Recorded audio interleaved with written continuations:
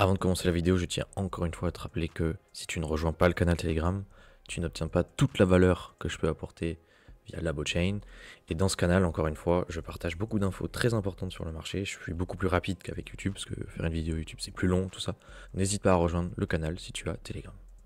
On accelerating the pace and hopefully campaigning enough with all the stakeholders, meaning European Parliament, meaning European Council, meaning European Commission, so that we can eventually, not put to bed, but put to reality this digital euro. The deadline for us is going to be October of 25, and we are getting ready for that deadline. Salut à toi, c'est Guillaume de LaboChain, et aujourd'hui une vidéo très importante autour des libertés individuelles, autour des libertés fondamentales, de la souveraineté finalement. Donc je vais te montrer différents éléments qui montrent qu'à l'heure actuelle on est dans une phase critique. Et effectivement on est clairement dans une phase où faut pas dormir.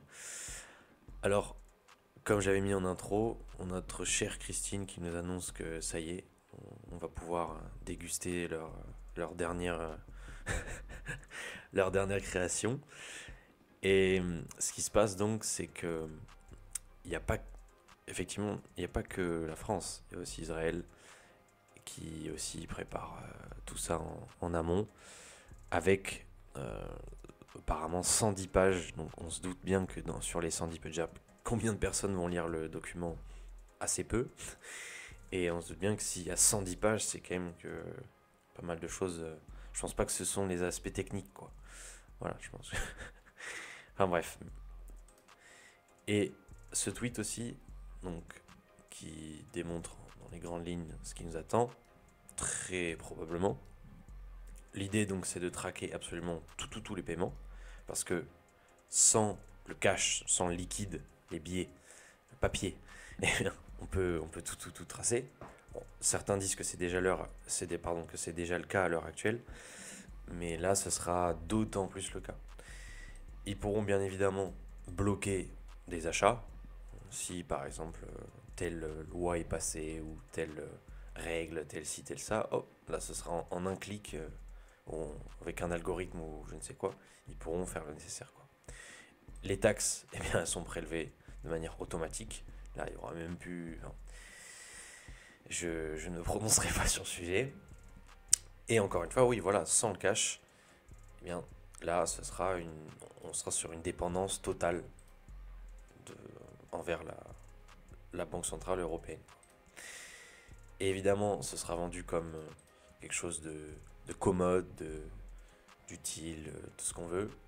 Mais en réalité, tout ce qui nous attendrait, ce serait une perte de liberté. Et évidemment, on serait heureux. Mais si on n'a rien à cacher, il ne faut pas avoir peur. Autre tweet que j'ai trouvé pertinent, le maître. Je ne connaissais pas. Donc, avec la menace d'une guerre en Europe en 2025, je souligne la menace. C'est la menace.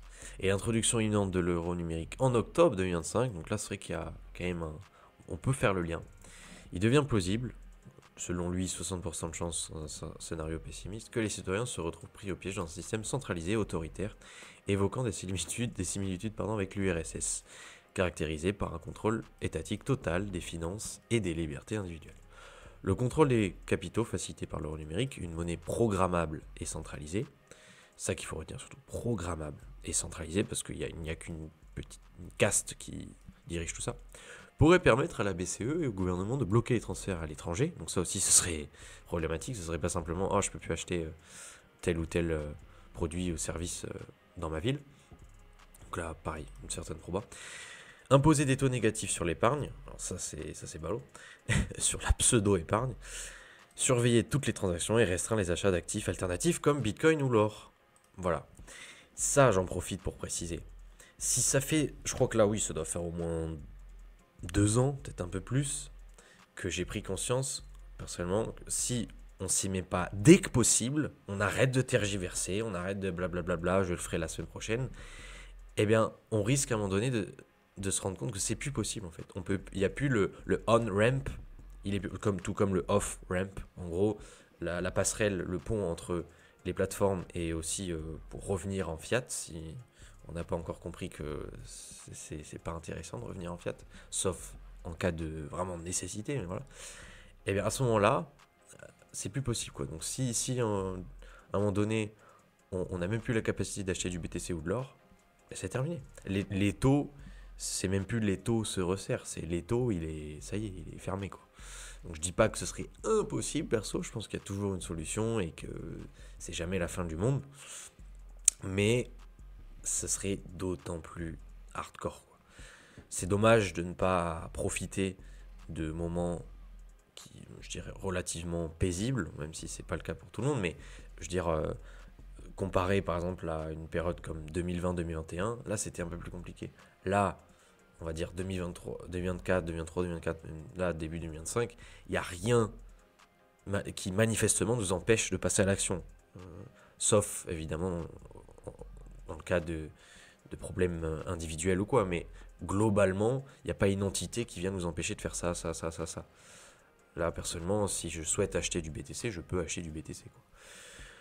Et donc, en période de guerre, ces mesures pourraient être accélérées pour financer l'effort militaire et prévenir l'évasion fiscale, rendant difficile pour les citoyens de quitter l'UE. Donc, encore.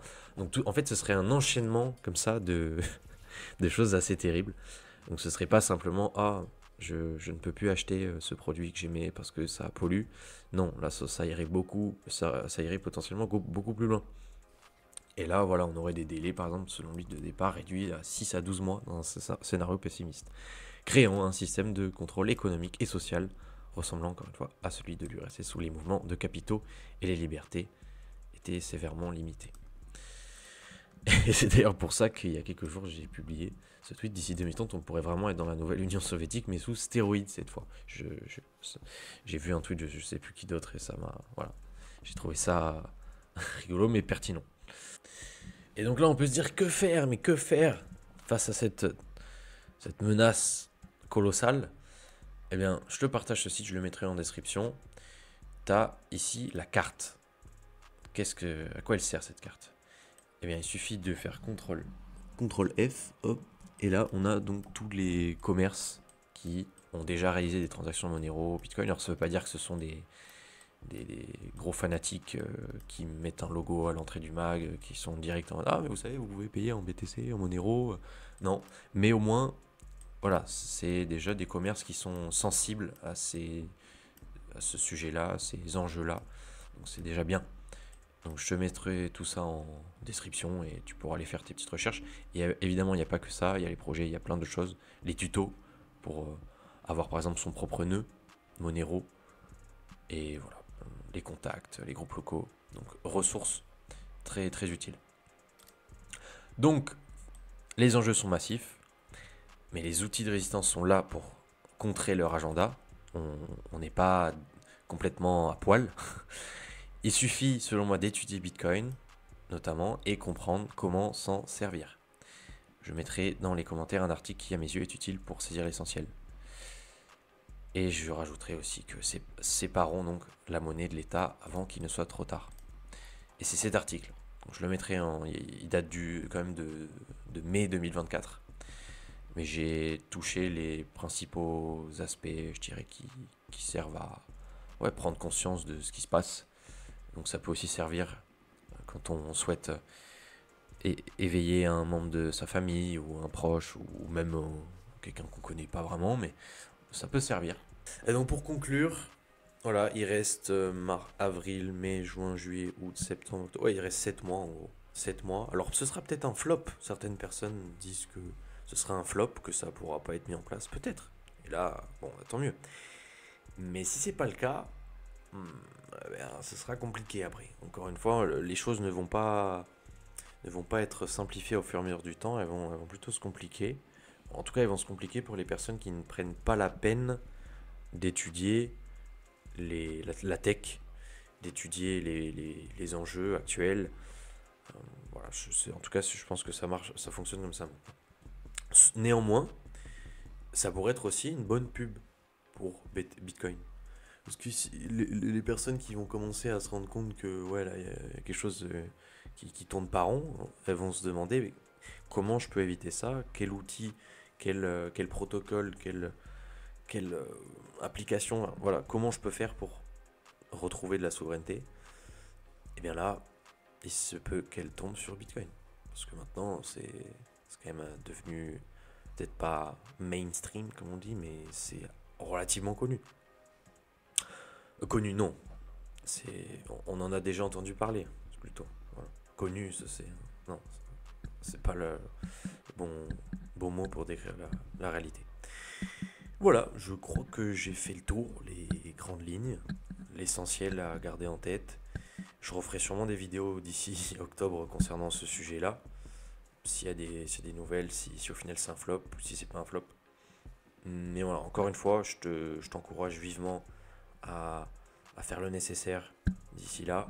En tout cas, avoir cette alternative souveraine, maîtriser les outils pour pas te faire prendre en sandwich total, quoi.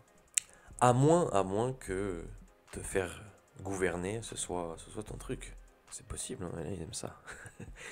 Allez, sur ce, je te dis bonne journée, bonne soirée. C'était Guillaume de la blockchain. Et surtout, à ta liberté.